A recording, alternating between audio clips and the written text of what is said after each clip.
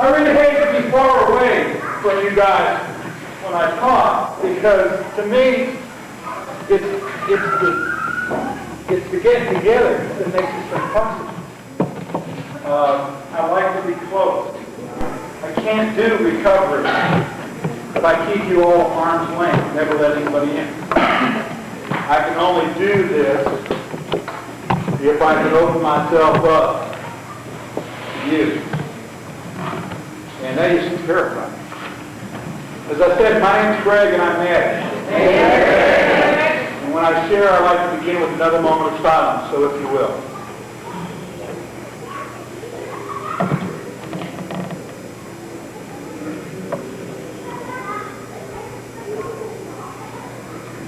Thank you, God. Pretty good. Yeah. I think I drove across that bridge about 20 times, going back and forth between Huntsville and Atlanta. It wasn't very much like it. And we never stopped at Guntersville Lake. But it's very pretty here. You guys are very lucky. I used to make it over into your fellowship here in northern Alabama a lot when I was living in Atlanta, starting in about 1982. I don't know, still about 5 years ago. 5 or 6 years ago when I moved to Tennessee. And I've only gotten to come down a couple of times since then. One time was just a few weeks ago. Some of you would come up and I mean, a couple of months ago, some of you would come up to me and said that you were there. I shared in Madison back, I guess, in the winter, and it was a nice trip. It was nice to get back into this kind of country. There's a feeling here that's real special. Do we have any new folks here, by the way?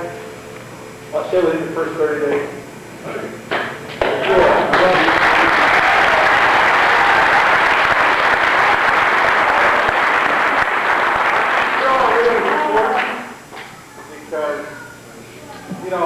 If it was just us and no one new ever came to the door, we'd kill each other before free.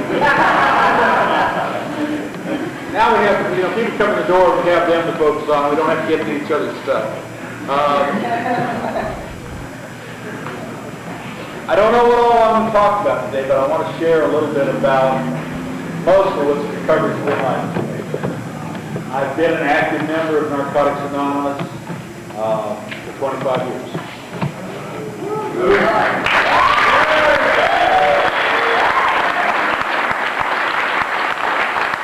I obviously can't give you 25 years of experience in 45 minutes, an hour and 15 minutes, an hour and a half, 2 hours, 3 hours, 4 hours long day. I don't think you have to worry that much.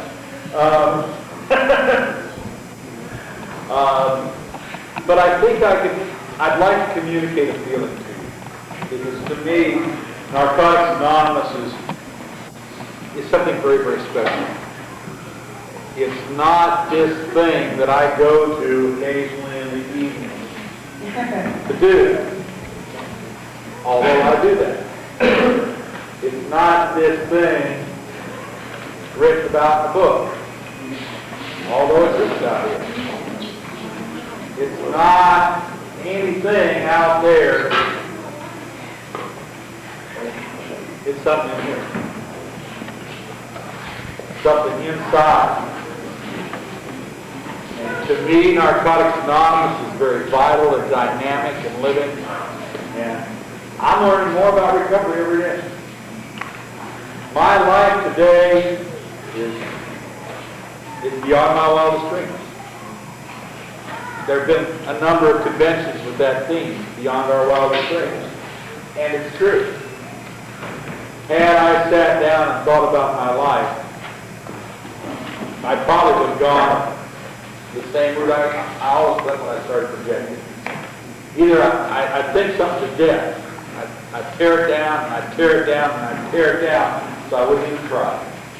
Or I'd build it up and build it up and build it up and build it up, so there'd be no way that reality could live up to my expectations. And nothing could do. Either way, I get disappointed. Today, I try real hard just to live life and take what's given to me and be grateful for it. Try to recognize the presence of a loving God in all things that happen. Sometimes I do well with that. Sometimes I don't do that well with it. But I strive to recognize the presence of a loving God in all things and all events. And when I can do that, I feel at peace. I feel at one with. And that's very special. That's where I want to be when I grow up.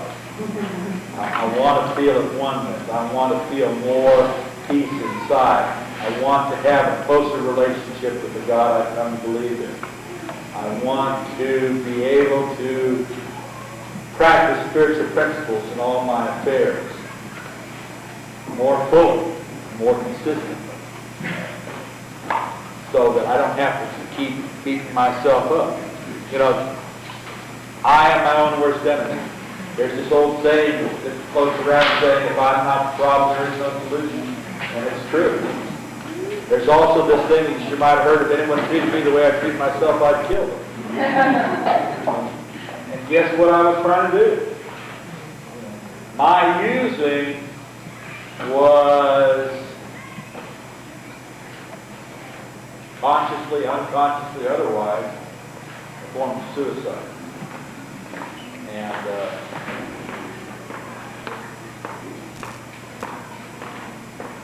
I hated myself.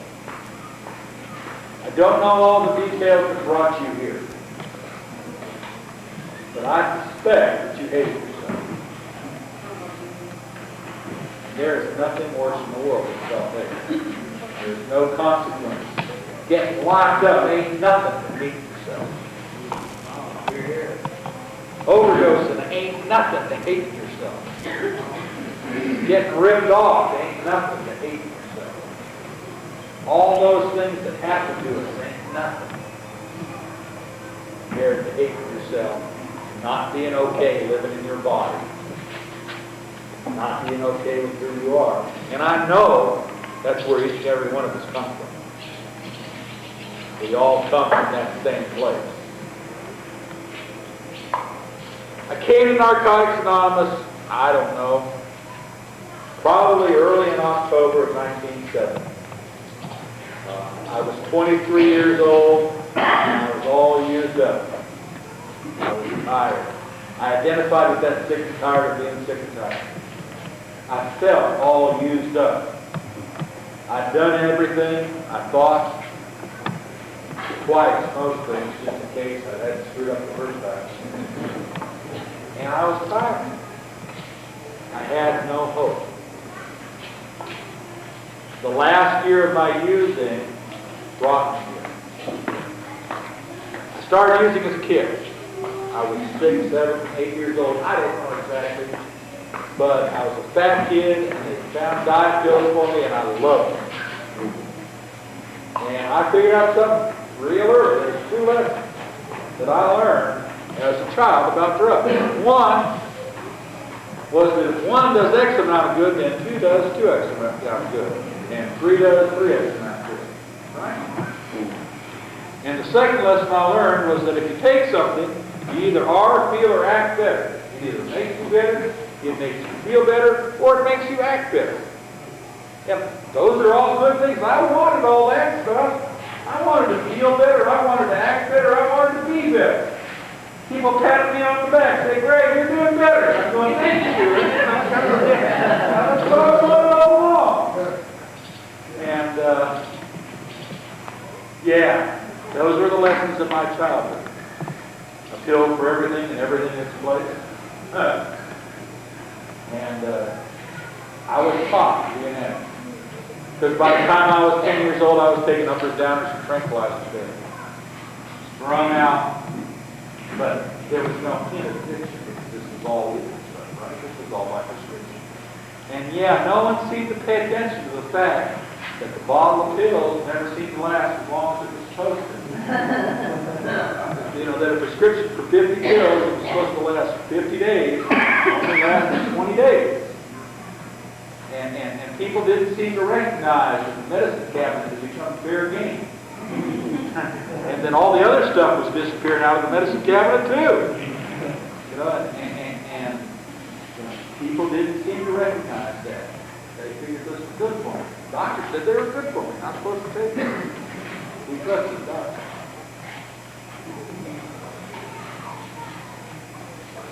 By the time I got into high school, you know, I was off and running. I hadn't used a lot of illegal drugs. But when I got to high school, I found out about drugs. And I was like, oh, this is fun. And I did those. And senior year in high school, I was captain of the football team, I was president of the choir, and you had to wait till after football practice to college.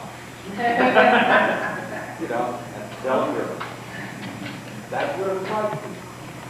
And I was one of these kids where the people I was selling drugs to, their parents would come and say, why can't you be like Rick?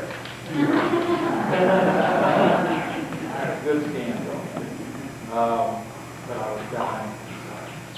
I went away to college, and guess what? There are other drugs out there. And I fell in love with those too. And used all I could get of those. I started doing a lot of psychedelic drugs, and I found out that strange things happen when you put LSD in a syringe and stuck it in your vein. And I loved it. And I started using the needle a lot. And sooner or later I got to try some morphine, and I loved that.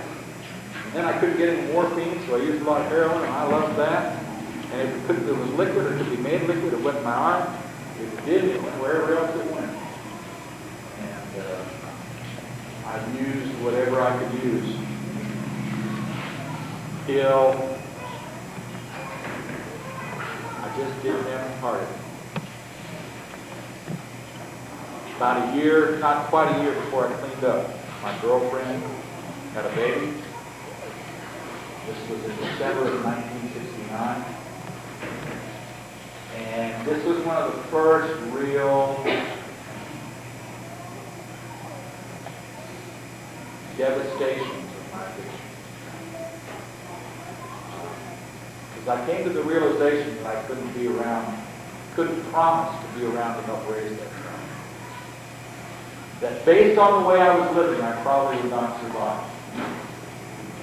I wouldn't be here to help raise that child. We ended up giving that child up for adoption. I hated myself. I felt guilt and remorse and all those things that we carry in 100-pound bags on our shoulders. Those things that begin the process of stooping us over, carrying the burden of life. And I coped with that the way I coped with everything else. I used more.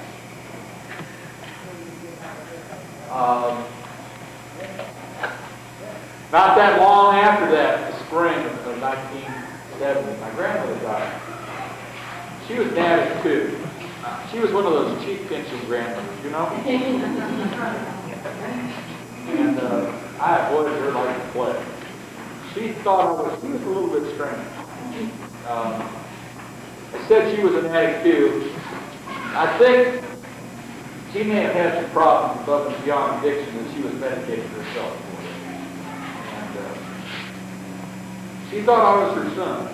She called me a different name most of my life. And I was having trouble enough with one mother, let alone two. So I avoided her. And of course, when she slipped and fell and scalded to death in the shower, having taken too many ribs, I blamed it on myself. And I hated myself because I was in that avoiding. I hated myself because of the things I did about her. I hated myself because there was a part of me that went, well, at least I won't have to put up with her anymore. And a good person would never feel that way. Only a horrible person would feel that way about their grandmother. But I felt that way. All of me didn't feel that way, but there was part of me that felt that way. And I felt a lot of guilt and shame because of feeling that way. But I couldn't do anything about it. And I coped with that the same way I coped with that kid giving up for adoption. I used more of that. Because of the guilt and the remorse and the house full of furniture that was left when my grandmother died, I asked this girlfriend of mine to marry us. And we got married in June of 1970. We'll be celebrating our 26th wedding anniversary in a couple of weeks.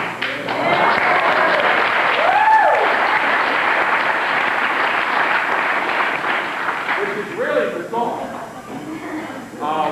You know, I can understand staying clean 25 years. I got a handy-dandy one-step program that makes that possible for anybody. You do what you got to do to stay clean no matter what, even if your ass falls off. And if it does, you pick it up and take it to a meeting. You don't use that no matter what. You do what you got to do to stay clean. You do that perfectly, 100% of the time. You never use again. Do what you got to do to stay clean no matter what. And that's a handy-dandy one-step program, and anyone can stay clean if they do that.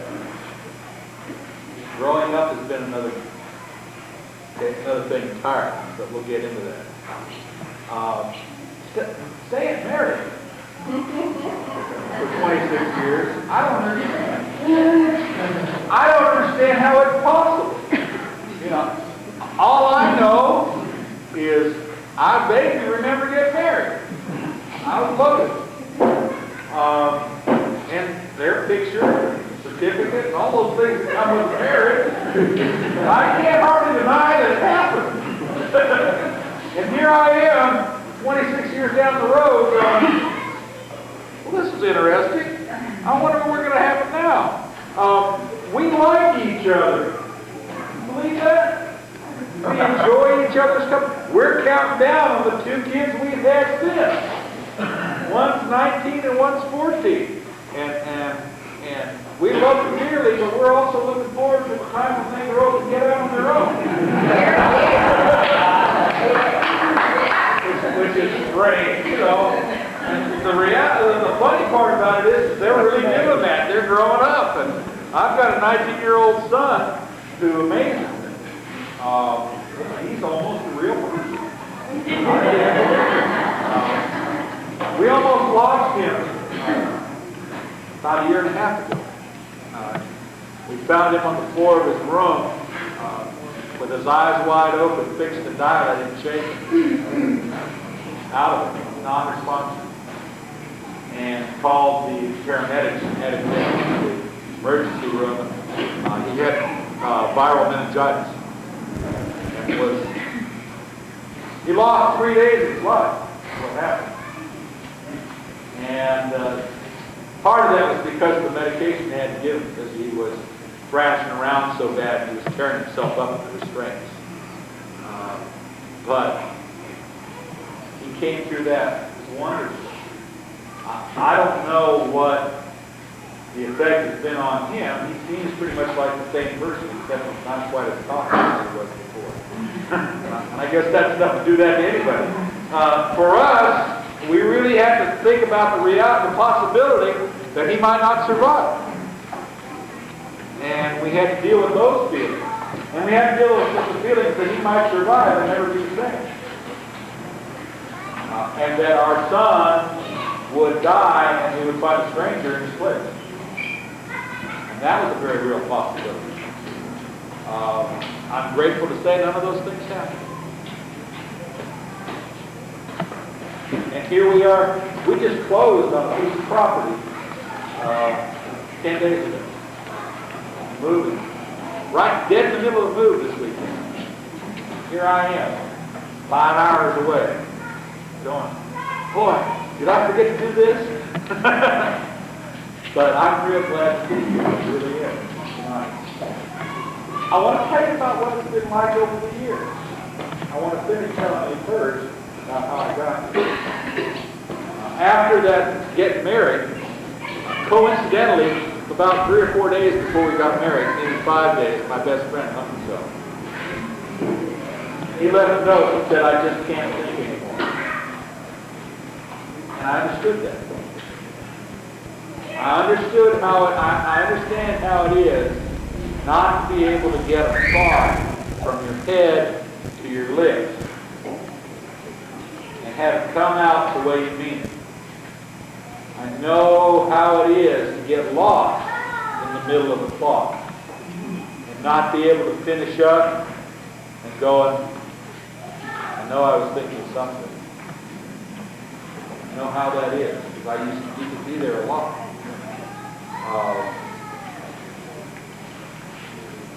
I was supposed to be the pallbearer at his funeral, which took place on my way. I didn't go. Got married, took care of that business instead. Sometime after that, and I don't know the exact date, I remember vividly sitting backwards on the toilet like I did a lot.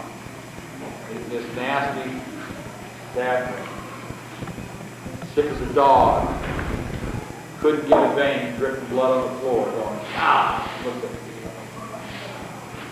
And I had this awareness of the reality of my life. I had an awareness of the reality of my addiction.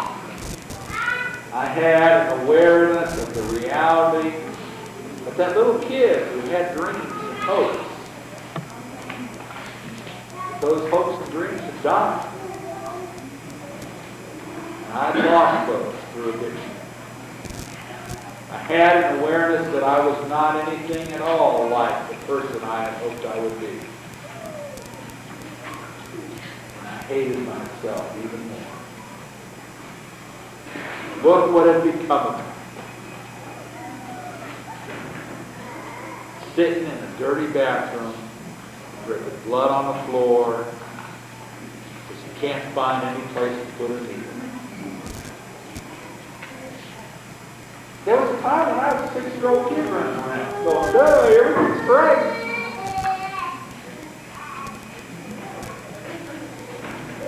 What happened? What happened? What happened was addiction. Addiction happened. And you know what? That desperation, that loneliness, that emptiness, that self-hate, that feeling that I had at that time, I believe that you had it too. Oh yeah, the details are clear. Yours might be getting locked up one more time, huh? I'm going to do so good when I get out. 2 weeks later, they're calling count. You're going, how did I get here? Damn! Or maybe it's turning a trick. Or maybe it's stealing from your grandmother. Or maybe it's ripping off the grocery money, knowing your kids weren't going to eat. Or maybe it's holding your best friend in their arms when they die of an OD. Or maybe it's hearing about somebody being killed in a car wreck. Or maybe it's being put in treatment, going in a room, being strip searched. Or peeing in a bottle. Or maybe it's any one of the humiliating things that our lives are full of. Or maybe it's one of the lonely or painful things that our lives are full of. I don't know what it is for you, but I know you have that time. I never want to forget mine. You see, because there are times when I've stayed clean just so I never had to go back in that toilet. There are times when I have stayed clean just so I never had to feel that way again. And I haven't had to feel that way again. And that's one of the blessings of recovery. I started looking for help, and what I found out was that in 1970 in California, there wasn't any place for dopamine shows. Get help. The only treatment center I could find out about was Synanon. They wouldn't take me because I didn't have a police record. There wasn't any other place to go that I could find. After I got clean, I found out there were a couple of other places. So what I did is, like we stay up all night a lot of times. You know, we listen to the radio. They used to have these public service announcements, right? You've got a drug problem, all narcotics anonymous. Some of you guys are PI. I got PI folks here. All right. Keep going. Keep going.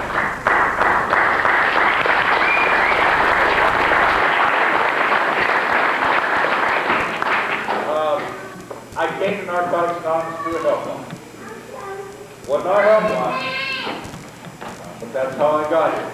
I came to Narcotics Anonymous because of someone's service, and I don't know even who. Now, some of you probably are the type to talk bad about service. That's okay. There's a lot of sickness in service. That's okay. But think about the possibility that unless somebody had been in service somewhere along the line, he never would have found Narcotics Anonymous. And you might not be here today. Think about where you might be if it wasn't for someone's service and how you might be feeling. If it wasn't for someone's service, none of us would be here, because you know what? Somehow people find out that NA exists. How did you find out NA exists? Treatment center, PI effort, telephone book, radio commercial, TV commercial, through a friend. Somebody was of service or you never would have heard of us. If it wasn't for service, none of us would be here. Anyway, I think I called the suicide line. I was in and out of depression at that time. And they said, are you eligible for Narcotics Anonymous? And I went, I don't know. What do you got to be? I said, well, we don't know either. We just got this phone number. Why don't you call these guys? And I'm like, good candidate. And so I called. And I talked to a man by the name of Don Zeiler, who is dead. He was also my first sponsor. I asked him to be my sponsor, and I had no idea that he was the person who was taking my 12-step call. We figured that out later. Anyway, he said, well, why don't you come to one of our meetings? There's one tonight, such and such a place. I think it was Hermosa Beach, California. And I'm going, no, I can't drive a car right now. I'm kicking. This is not going to work. I promised him I'd go to a meeting on Thursday night in Hollywood, California. And so sometime early in October, I went to a meeting at St. Stephen's Church on the corner of Yucca and Gower in Hollywood, California. It was about the second oldest NA meeting. And there were about 20 people there. And it was pretty interesting. Now, I heard that this was Narcotics Anonymous. I knew there were going to be drug addicts there, and I'd read about drug addicts. I saw Reefer Madness when they were showing it for real. They show it now as a joke, right? They try to make us believe that shit. Well, that's the way it's going to be. You know, I read Naked Lunch, book about drug addicts in New York City. And you know, I never sat in the subway and gouged holes in my leg with a safety pin because I didn't have a point. Shot in with just a straight dropper. I never did that. And I must not be an addict. I've never been arrested. Never gone to the emergency room because of an OD. I mean, I thought those were just good knocks. Yeah, my friends dumped me one time because they thought I was dead, but that was just a good joke, you know. I don't count that as an overdose or anything like that, you know. There was no doctor, no tag on my toe or anything like that. You know, I just woke up and was pissed off.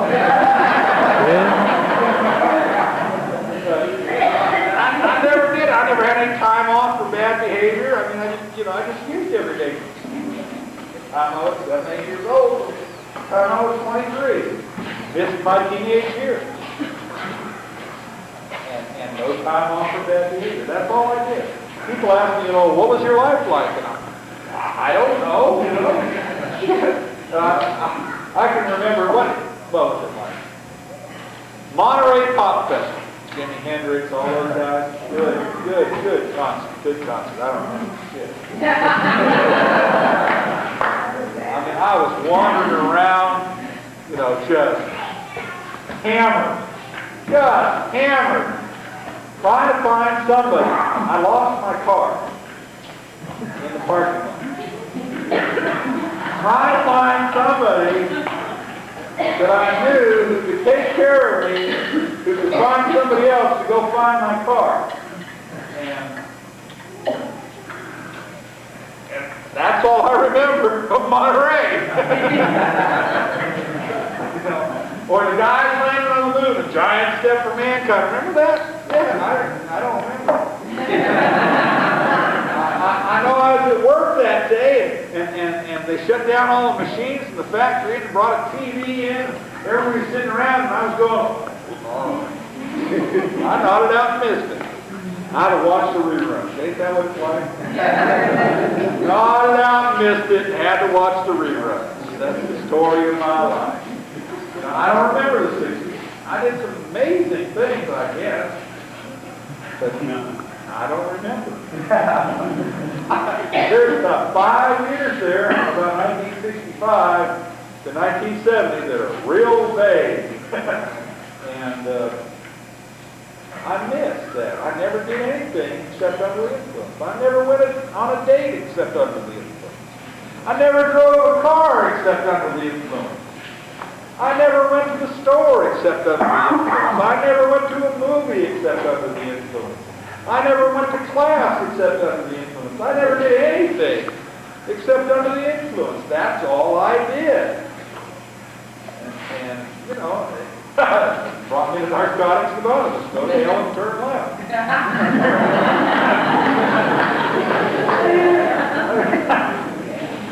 Here we are. You know, people talk about, you know, Narcotics Anonymous. Remember when I grew up? Nobody wants to be in Narcotics Anonymous. Remember when they grew up? They're being afraid.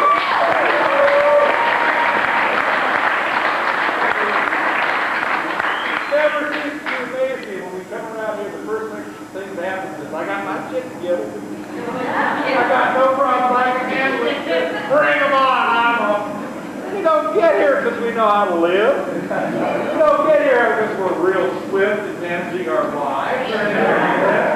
But we talk this long shit about how good we are. It's kind of like a relationship. You know, we talk long, deep doo-doo about how wonderful lovers we are.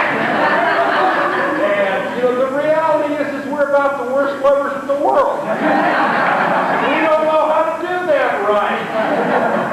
It's in contradiction to being an addict.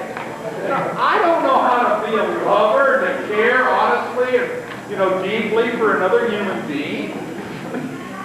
And I hear these people in meetings talking to each other. You know, it makes me laugh. Give me a break. Addiction and love are like mutually exclusive. You know, I believe in the disease concept, the threefold disease, physical, mental, and spiritual. The physical part means that when I take something, there's some kind of reaction that happens in my body.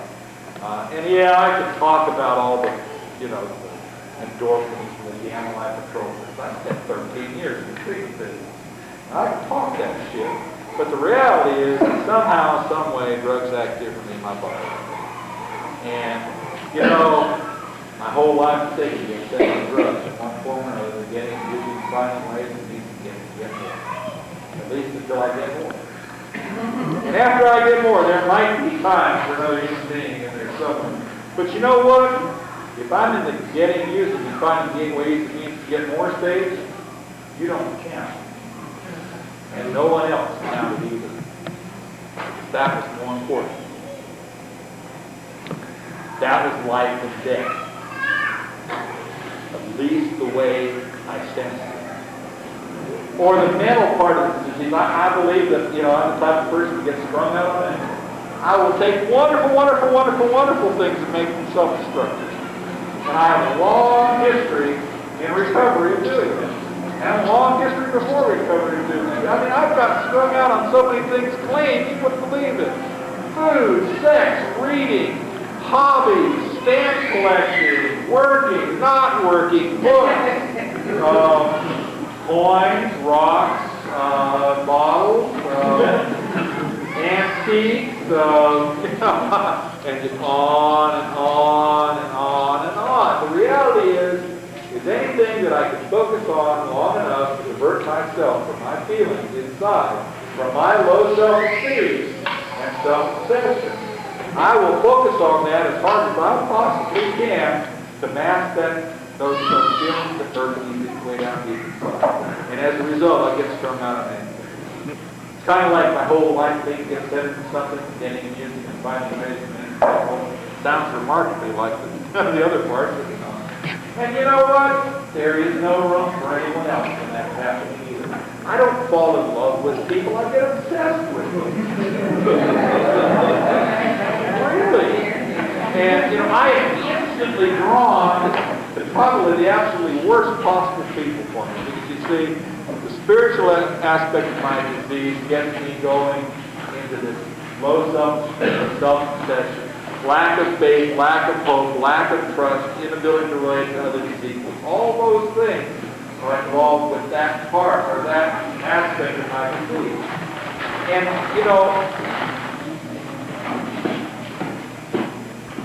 I get so caught into that I am drawn to the person that will confront my low self-esteem.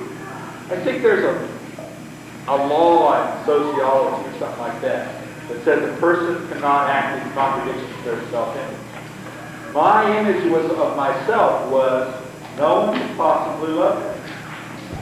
My image of myself was Greg's no good. My image of myself was Greg doesn't deserve to be loved. And you know what? I was attracted to people who would prove that was true. I wasn't attracted to the people who would disprove that. I was attracted to the people who would confirm my low self-esteem. And you know what? We all are. If you see someone across a crowded room and the light seems to be about them, and you're instantly drawn to them, run like hell. Chances are that's disease. Chances are that's the person that will confirm your low self-esteem. And I hate to say that, but it's really true. There is no room in that for love either. I've also learned that love and obsession are mutually exclusive. They don't happen at the same time. Yes, someone can love someone and also be obsessed with them, but it trades back and forth. Because you see, obsession is self-obsession. It's not about the object of your obsession. It's about you. It's kind of like one of the things that comes up, particularly when I'm talking to parents, is the difference between helping and enabling. Helping is an unselfish thing. Enabling is a selfish act. Enabling is about the enabler. It's not about the other person. It's about needs. And you hear the saying, you take the drugs away from the drug crazy maniac, what do you have in one maniac? You've heard that one? Well, also, when you take the drugs away from a drug crazy maniac, what else do you have to plan to go to bed? And we all qualify. We all qualify. And I have a tendency to try to relate to people in a way that will meet my selfish, self-centered needs rather than with love. I have no idea. You've taught me about love. My kids have taught me about love. My pets have taught me about love. My marriage has taught me about love. My job has taught me about love. A lot of things in living have taught me about love, but I got a copy of the fact that I came in through these doors, I didn't know shit about love. And I qualified under that one of the world's worst loves. It didn't exist much in my life. The things that I thought were love were actually obsession and self-centered. I do think that relationships are possible in Narcotics Anonymous. I told you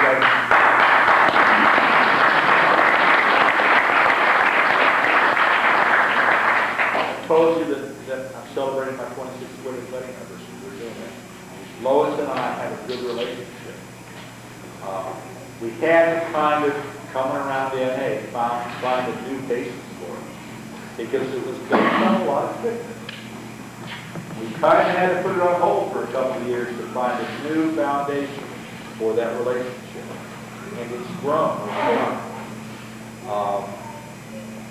I know that that's possible. People have come to me and ask me how to do that, and I don't really have a lot of concrete answers. I know that if I were to say, is there one thing more than anything else that has made a difference in your guys' relationship, I would probably say that we respect each other.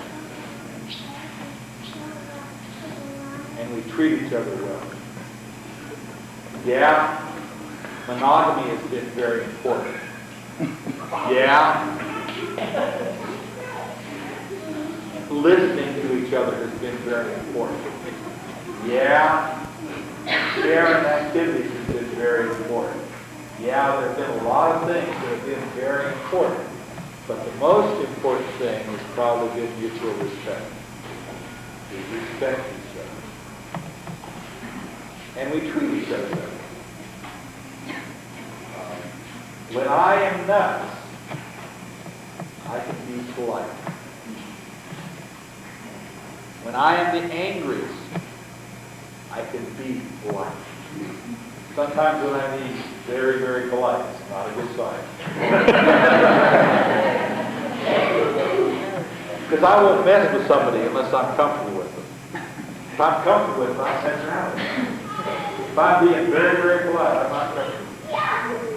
I've reverted to that bottom line. And I think treating each other politely at times has been very important too. And giving 5 times, letting things have the opportunity to pass. I do think there are 5 specific relationships that are critical in recovery that I think anybody should start working on right away. The first one is called honesty. It's a relationship with ourselves, with reality around us. We've got to get honest, and honesty is like a foreign language. It only comes through practice. I was so dishonest. I mean, now I know no one here has ever caught themselves lying when it was absolutely unnecessary. Or dead off. I don't know anyone, I don't think that anybody besides me here has struggled, I'm being facetious here, I know you all has struggled going into a market and not taking something.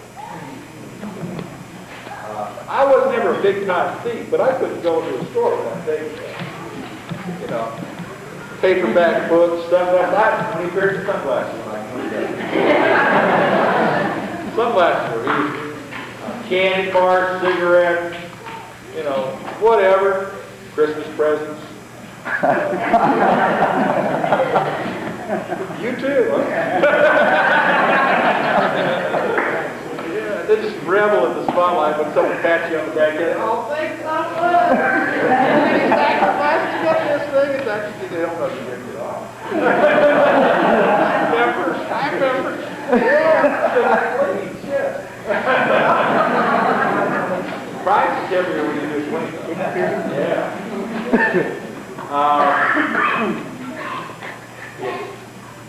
First of all, cash register. Don't lie to yourself. That's tough when you don't know how. When you are so conditioned to dishonesty that it takes a conscious act in order just to be honest. And that's what it took for me. It took a conscious decision just to be honest. And we had to practice that on a daily basis. Worse than that, I had to get real with somebody. And that's terrible. I mean, I'm one of these cocaines who felt like, if you ever knew what I was like, go down deep inside, there'd be no way you could have said it. Part of my recovery has been learning how to honestly let someone know who I really am. and what's really going on inside of it. And not hide from everybody and keep it at arm's length. For me, part of my dilemma was that on one hand I was desperate for your love and acceptance, and very, very needy, and just, please love me. And another part of me was going, stop, don't get too close. Because if you get too close, there's no way you can ever love me.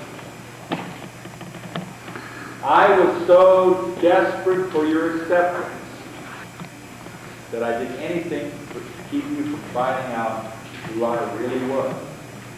And because you never knew who I really was, when you started showing me some signs of acceptance, I started saying, yeah, but if they really knew. And I made it impossible for me to feel accepted through my dishonesty, through my lack of ability to let you in and let you know who I really was. I made it impossible for myself to feel accepted. And that pattern continues. Breaking that pattern, getting honest with another human being about who I really was and what really went on inside. Like my sharing about the fact that part of me was glad when my grandmother died.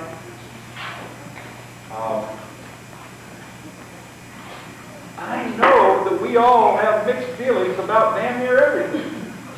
We're not the type of people that have all these, pure feelings. Most of the time, we come at everything from 3 or 4 different directions all at once, and have all these mixed emotions. We are like, the archetypes of ambivalence. We come at everything from 2 or 3 different directions. We have mixed feelings about everything. But letting you know that was a risk. And I had to, in order to feel your reaching, your acceptance, it was necessary for me to get honest and risk your rejection. In order, see if I said that right. In order to feel your acceptance, it was necessary for me to risk your rejection. And it didn't make sense. The second type of relationship that I think is critical is called fellowship. Become a part of. Here you are. You guys are part of. Now, there may be some of you around here checking Narcotics Anonymous out, right? Checking us out. It's okay. Check us out as long as you want. I believe that if you watch us, you will be convinced that there's something going on here beyond what you've got going in your life.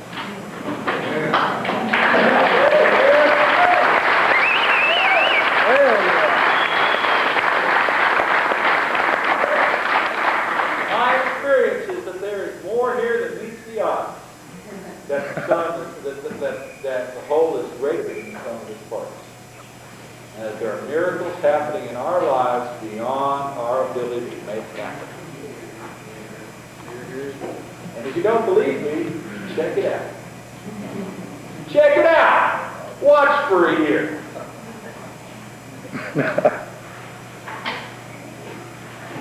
5 years ago, I was active, when I left Georgia, I was actively pursuing a dream to have a retreat center.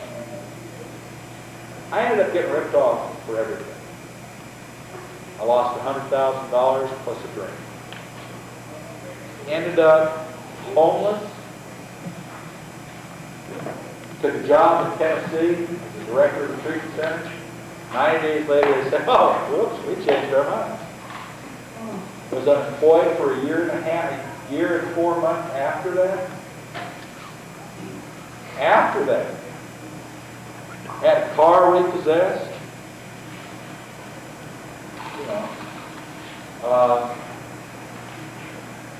We closed on a piece of property in our home a week ago, 10 days ago.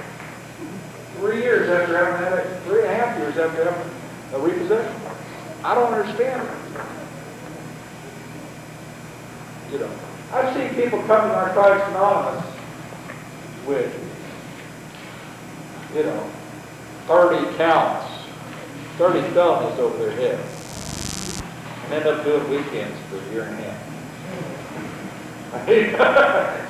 No, things like that. I've seen people come with no hope and find hope. There's a friend of mine near where we live whose child was diagnosed as being mildly autistic. He's had a tremendous amount of pain, a tremendous amount of heartache as a result of it. Difficult. They just found out the child isn't really autistic, but it's about 80% deaf. They made it possible for the child to hear and he's responsive. How does that happen? I don't know how that happens, but you see that happen once and you're going, wow, that's great. You see it happen twice and you're going, wow, it's really neat. You see that happen 3 times, you're scratching your head and you're going, there's something going on here. You see stuff like that happen 1,000 times. You're going, damn. So, if you don't think there's more going on here that meets the eye, stick around for a year. No matter what. I've heard people talk about try a little controlled music. Bullshit. Don't try to control music. Try a little controlled medicine. Yeah. Particularly if you're struggling with whether or not you're an addict. If you're not sure whether or not you're an addict and you got these thoughts in your head and say, well, I ought to go try using some more. Give it up. If you're not sure whether or not you're really an addict, don't use nothing for a year. If you're not an addict, you ain't going to miss nothing and it won't be no big deal. Right? My wife's not an addict. I don't think she might have had 4, 5, 6 glasses of wine over the last 25 years. Most of the time, visiting my mom or something like that. She doesn't use anything, basically. And you know what? I asked her about that one time. Don't you miss it? And she said, no. What do I miss? Well, isn't it a big deal? Isn't it hard for you? And she said, no, it's no big deal. I mean, you don't use, so what's the purpose of my using? I don't understand that shit. I don't understand. For her hanging out for 25 years and not drinking and using or nothing like that, it's no big deal. To me, it's a big deal. How many people here have celebrated 1 or more years clean? Was it a big deal? Yeah. No big deal, we're not addicts. So, if you're not sure, if you're struggling, whether or not you're an addict, just don't use nothing. It'll be easy, you won't miss it. But if you find yourself struggling with it, there's very little question whether or not you're an addict. Only an addict can struggle with it. I remember something from my first meeting. Someone said, you never ever have to use again against your will. And that meant something to me. It's kind of bizarre when you think about that, because it's really a strange statement.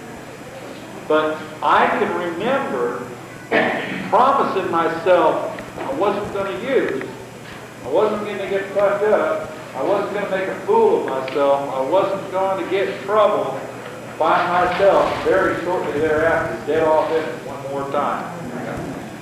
Use it against my will. And if you identify with that at all, if that statement, you never have to use anything against your will again, if that means anything to you, you don't have to ask anymore whether or not you're an addict, because only an addict knows that feeling. Only an addict identifies with that. That idea of never having to use it against your will.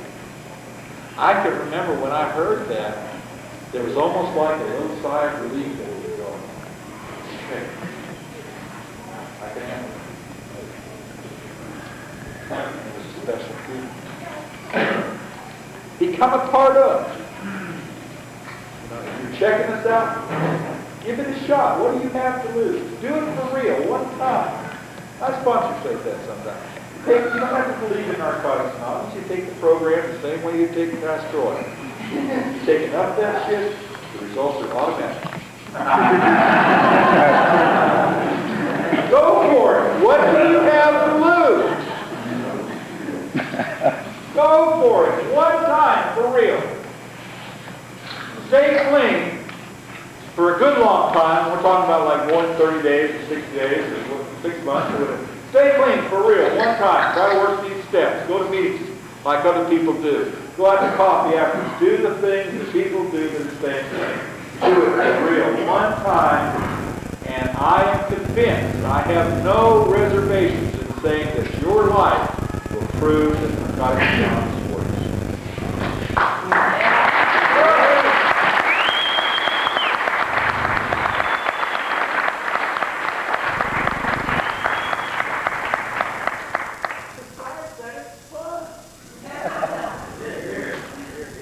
Here you guys are this weekend. How many of you, is this the first big activity you've been through? Anybody? Do you enjoy it? Do you like it? Hell Is it fun? Is this what normal people do? You know, live and enjoy life without the use of drugs? Huh? Something we didn't think was possible? Yeah, this is fun. I used to talk bad about shit. I'm going to go down to the lake and camp out. No, we ain't going to get high there. I'm going to cook chicken. Talk bad about people like that, huh? Or even that I take so much stuff with me that I just feel it anyway. So it's like standing on the ball yard with a kid outside the fence. Talk bad about the kids who are playing ball. I wish we could be out there. Lonely. Talking bad about it. Lonely. Yeah. I remember. Third relationship that I think is critical is called sponsorship. Anybody here looking for a sponsor? Piece of advice.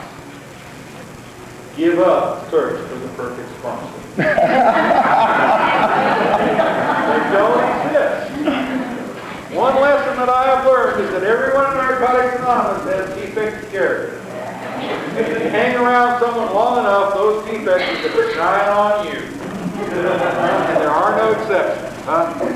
Yeah. Hey, you know, you're so worried about finding just the right sponsor. How bad can they screw up your life? How much worse can they do with your life than you already did? It's great. I need a sponsor because I'm incapable of being objective about bread. I am incapable of being objective about myself. Because everything I think about me is distorted by my hopes and my dreams and my fears and my experiences and my obsessions and my disease and my lust, and all those things distort my ability to see myself as I really am. Distort my ability to be objective about myself. My sponsor is not prejudiced about me. I am radically prejudiced about me. And I can't do anything about that. Therefore, I need a sponsor. And when I try to sponsor myself, all my decisions about me are distorted by my disease, by all those things I listed. And most of all, by my disease. And lo and behold, when I sponsor myself, everything I touch turns to shit. Got my shit together, here it is. Oh my God, what do I do now? Right? You remember. Sponsorship. Find somebody who you respect. Find somebody who knows about working the steps better than you do. Find somebody who you can identify as living the NA way. Don't have to be somebody you fall in love with. Doesn't have to be somebody you're attracted to. Doesn't have to be somebody you particularly like. But find someone who is a good example of narcotics most of the time. You will never find someone who is a good example of Narcotics Anonymous 24 hours a day, 365 days a year. They don't exist. Because everyone periodically gets caught in their disease. I know, and I know from painful experience that if you put enough stress on bread, bread's going to respond addictively one way or another. Probably the most common that way that I respond addictively is either by getting into a hobby to the point where it's destructive, or through eating. Those are the two ways that I most often respond addictively. I'll talk some about that. Fourth relationship is called integrity. If you look it up in the dictionary, one of the definitions will be something like strict adherence to a moral code. Live this way. Our program is a set of principles written so simply that we can follow them in our daily lives. Having had a spiritual awakening as a result of these steps, we try to share this message to addicts and practice these principles in all our affairs. There is a relationship there without living by principles. Do that with integrity. Live this way. For real. Live this way for real. Quit trying to figure it all out. Live this way. If you're faced with a decision, ask yourself, what is most consistent with what the program teaches? Should I cheat on my taxes? What is most consistent with the spiritual principles that the program teaches? Honestly. Should I do this? Is it consistent with what the program teaches? Practice these principles in all our affairs.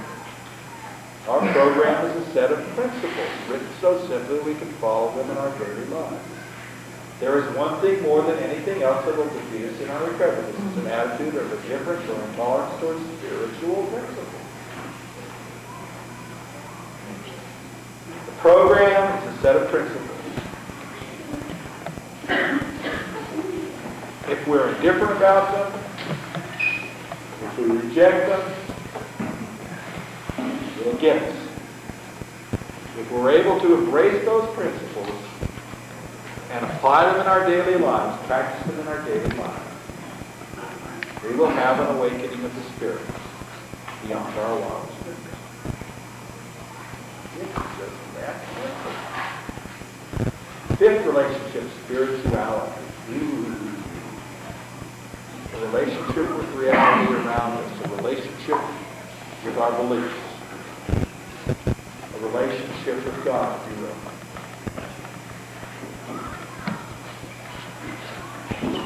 And I believe that the purpose of the 12 steps is spirituality. Over the last few years, my relationship with the steps has changed somewhat. I talked about this. Particularly growing up as I did. What is it to be spiritual? And I had to look and really change began with single experience in my life. As I'm going through getting ripped off and stopping smoking. When I first cleaned up, first 2 years clean, I gained 180 pounds. I gained the first.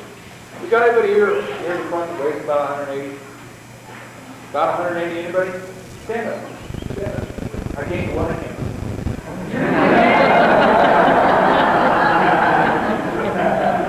Just put things in perspective. And over the process of probably 15 years, my weight went up and down and up and down and up and down. And finally, when I moved to Georgia, at 12 years clean, a little over 12 years clean, I was in really reasonably good shape.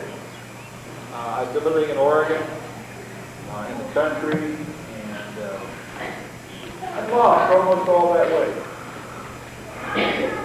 About 8 years ago, I stopped smoking.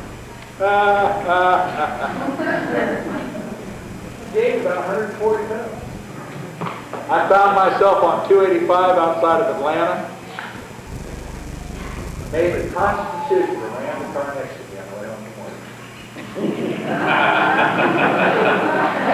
And I started talking to myself as I so often do. And I went, Greg, this is crazy. You get hurt doing this. You don't want to hit that car next to you. What you want to do is go home and get your gun and go out and blow somebody's brains out. And that sounded like a reasonable idea with 17 years clean. And, I was, 4 days off nicotine. And, side product. It's real difficult for me after that to say it was no big deal. It's a big deal. My boss said, Greg, I think you ought to smoke. No, I don't do that. But, that was my experience. When I got ripped off for all that money, I gave myself, consciously gave myself permission. That I hate myself anymore. And when I looked back at that, one of the realizations that I came to, in the basic text where it says, insanity is repeating the same mistakes and expecting different results. I believe that's true, and that's an excellent definition for denial. Not learning from our mistakes. Repeating the same mistakes, expecting different results. But the reality of my situation is probably more often than that. Because I know what the results are going to be when I do this shit. When I gave myself permission to eat there after I was in all that stress, in order to cope with it, I knew what was going to happen. I knew that I would get caught once again in a destructive pattern that ended up in self-hate. I knew that. You know what? I did it anyway. So I've come to believe that maybe even more insane is repeating the same mistakes. Knowing what the results are going to be. But having to go ahead on and do it. Knowing you hate yourself in the morning. Going on and doing it anyway. If you say you don't do that, you're lying. We do that. And we ain't as lame as we like to let on. And we know what we're doing most of the time. We ain't trick bags. We know that shit. We know when we're not doing right. We know when we're cheating on principle. We know that stuff. But we do it anyway. And we try to pawn it off. I didn't know.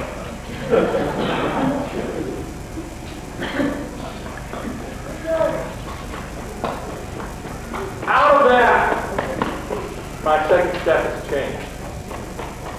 Because you see, I have to look at sanity one more time, a little differently. And I have moved God from the center of the second step to the end of the second step. My second step for many years is the same I hear most people. Come to believe the power greater than myself and this represents. Okay, that means God can fix my addiction. Because, power greater than myself, they really want me to say God anyway. And the craziest thing I've ever done has to do with my addiction. It doesn't have to do with me. It's just a thing. My addiction.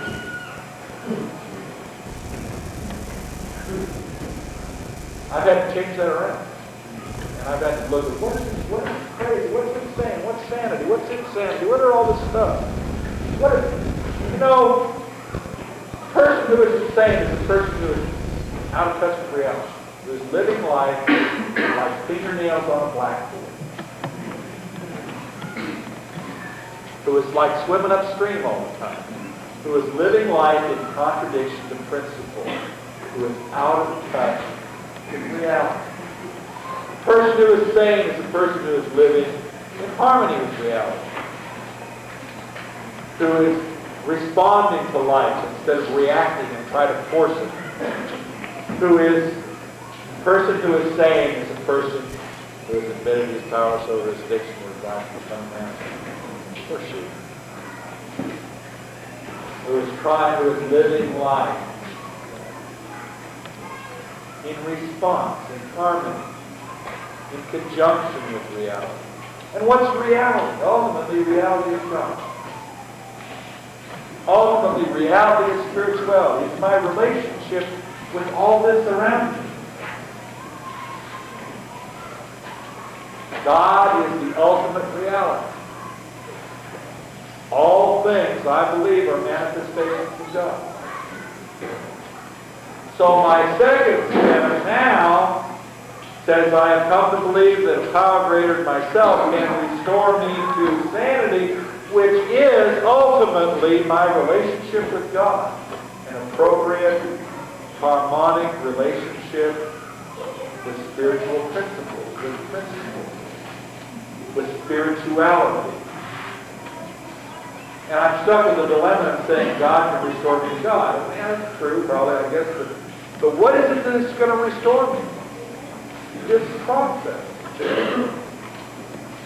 Today, my second step boils down to I have come to believe that this process, set of principles written so simply that I can follow in my daily life, can restore my sanity, can restore my relationship with reality, can restore my spirituality, can give me an awakening of the Spirit as promised in the reality.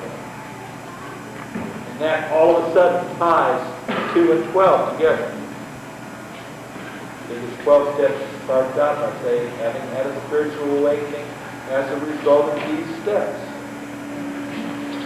Our program is a set of principles written so simply we can follow in our daily lives. Part of that is a step. And the third step is changed as a result. Instead of being a commitment to go through the rest of the process, it becomes the willingness to risk life, to risk living. The ability to live life as if I believed there was a loving God that would take care of me. And I say it insecure in the knowledge instead of secure in the knowledge, because most of the time it's insecure in the knowledge. That a loving God will take care of my will in my life if I just let Him. If I can surrender control and let go and depend upon a loving God will be present in my life. If I am unable to let go and control and managing my life, if I am unable to work the first step, I am compelled to try to manage and control that which it is impossible to manage and control in my life. I am compelled to try to manage the unmanageable. And it makes me crazy. It's only by embracing powerlessness and unmanageability that I open the door to a power to myself. As long as I reject powerlessness and unmanageability, I am compelled to exert personal power and try to manage and control my life with disastrous consequences. There is no substitute for surrender. There are no shortcuts. There is no substitute for surrender. There are no shortcuts. There is no substitute for surrender. There are no shortcuts. And if I do that, and I have enough courage to live based on that, working the third step. And the fourth and fifth step, instead of being show and tell, they become an exploration of morality. They get to the point where we're looking at what the rules for living are. My first few 4 steps, when I look back at it from here, I have to accept the fact that they really weren't 4 steps at all. They were written first steps. They were explorations of the unmanageability of my life. They didn't have a lot to do with taking an assessment of my morality. The Fourth step says we made a searching and thorough moral inventory of ourselves. An inventory of our morals. A moral inventory. It isn't about show and tell. It isn't about, I did these horrible things, please accept me anyway. It's about me learning about my morals. Because I didn't know what they were. And I'd go through life blindly, violating my morals, and wonder around why my guts were falling out all the time. I violated myself 100 times worse than anyone else ever violated me. I am a victim of grace. Our greatest pain comes when we violate our own morality. Through the inventory process, it makes it possible to be aware of my morality so I don't have to do that anymore. And 6 and 7, my defects and my shortcomings, I believe, instead of being these weird things, they're the things that keep me from growing spiritually. They're those things in me which inhibit spiritual growth. And when I humbly ask Him to remove my shortcomings in the 7th step, what I'm doing is asking God for healing. I'm asking God to remove those things from me which prevent me from growing spiritually. In the 3rd step, I ask God to take care of my will and my life. In the 7th step, I ask for healing, for change, for growth, to remove those things that prevent me from growing spiritually, like I said. In the 11th step, I ask for knowledge and power, which is spiritual blessing. Knowledge and power. God's answer to that 7th step prayer is, no sweat, I got you covered. Here's what we're going to do. First of all, we're going to take care of the past. You got some amends to make. And amends aren't about the other person. They're about letting go of the things from my past that keep me from growing spiritually. They're about me letting go of the things from my past that keep me from growing spiritually. And yeah, some of that I have to go to some other people, but their response to me doesn't make any difference. You see, it's a self-help program. The only person that really has to forgive Greg is Greg. It's about me letting go of those things from my past which keep me from growing spiritually. And one of the primary ways I do that is by approaching some of the people that I harm and trying to amend, trying to restore the relationship that was damaged by my bad behavior. That was damaged by my actions. That was damaged by my defects. And God goes on to say, not only are we going to take care of the past, but take care of the present. Here's the 10th step. Continue to take personal inventory. And when you're wrong, promptly admit it. Learn to monitor yourself. Learn to recognize when you start getting off track so you don't have to make such a damn mess of your life all the time. So you can adjust. Promptly admit when you're wrong. Promptly admit when you're wrong. Promptly redirect when you start deviating from the spiritual path. The times that I am most wrong are the times when I fail to practice these principles in all my affairs. And the times that I engage in those things that I know separate me from God and divert me from my spiritual path. When I engage in those things that inhibit spiritual growth. Those are the times when I'm wrong. And when I'm wrong, promptly admit it. And for me, part of that is taking corrective action. Try to get back on track. And God not only takes care of the present, the 10th step. That 10th step is about balance. It's about spiritual balance. I used to think balance. There are people taking photographs here. Hey, nobody moves, freeze, click. You know, a place for everything and everything in its place. Symmetry. That's not balance. Balance is that guy on the high wire, always moving. continually adjusting to gravity or the wind or whatever the forces are that are playing on it. Spiritual balance is a continual adjustment to life using spiritual principles. Spiritual balance is a continual adjustment to life utilizing spiritual principles. And that's the point of the 10th step.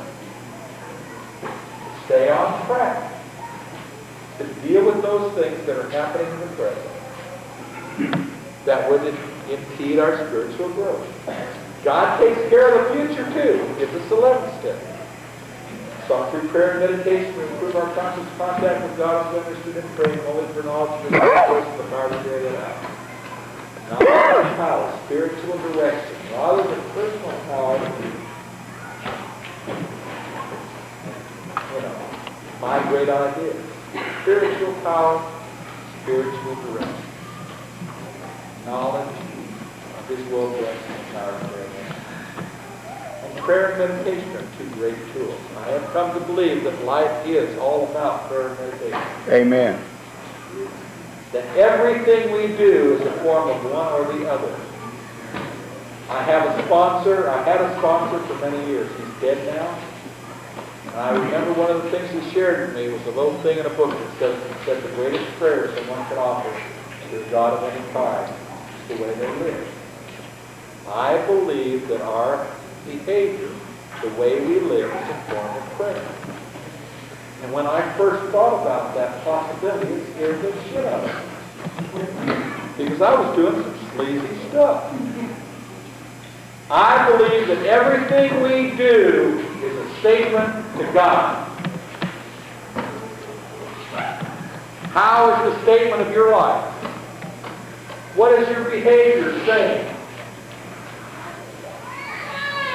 Now, if you don't like the message you're sending to God, change. Oh my God. You don't like the way your life is going, change the way you live. There's a principle called the principle of reciprocity. You can call it karma. You can call it you reap what you sow. You can call it what goes around comes around. You can call it doing to others and you have them doing to you. You can call it, every philosophy and religion expresses this principle. The law of retribution, cause and effect, the principle of reciprocity. The way you live determines the way you live. If you don't like the way your life is going, change the way you live. The way you live is a prayer. If you're not happy with the prayer that is your life, change the way you live. What would God say if He knew what you were doing? What would your mother say if they knew what you were doing? What would God say if He or she knew what you were doing? If you're embarrassed about that or wouldn't want God to find out, change to what you're doing. Don't do that anymore. If you burn your hand when you touch the stove, don't touch the stove, dummy. It's kind of like, got any relapsers here coming back? Welcome back.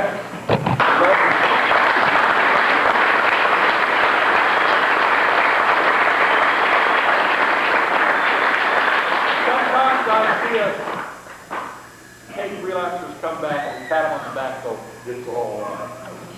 Anybody do that to you? No. Good. Good. Because you know what? It ain't fucking all right.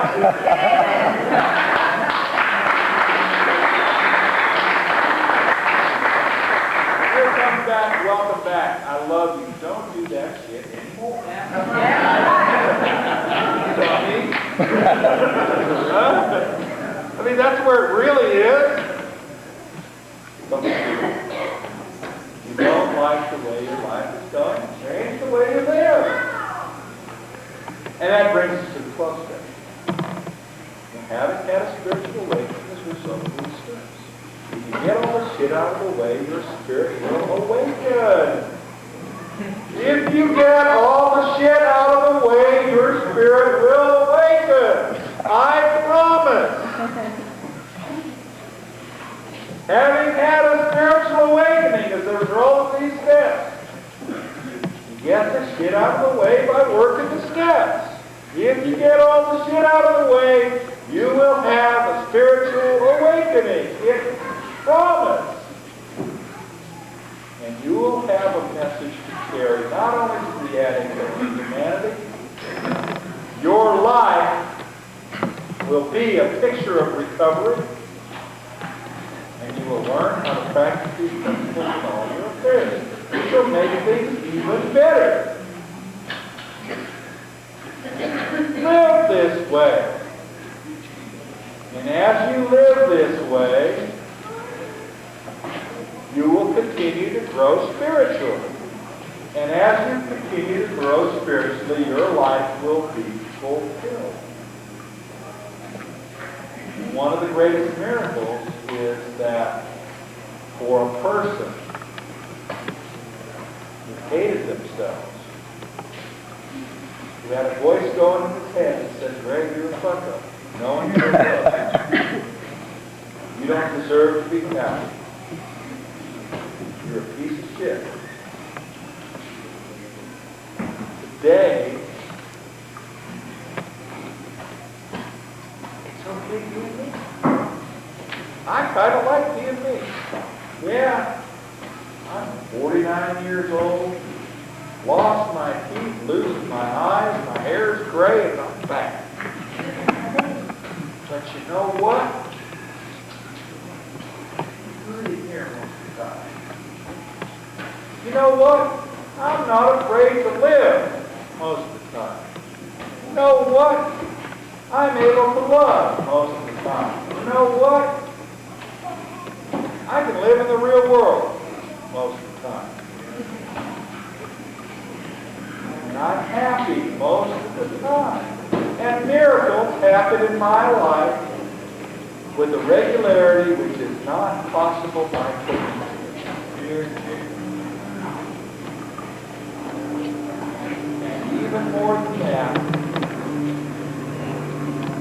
my relationship with you and your relationship with me has made it possible for my life to make a difference. It makes a difference that I have lived, just as it makes a difference that you have lived. Your life means something. When you reach out to another addict and embrace them, it gives meaning to your life. When I reach out to another addict and embrace them, it gives meaning to my life. We are not wasted. Our lives have profound spiritual meaning. If you let it. I love you.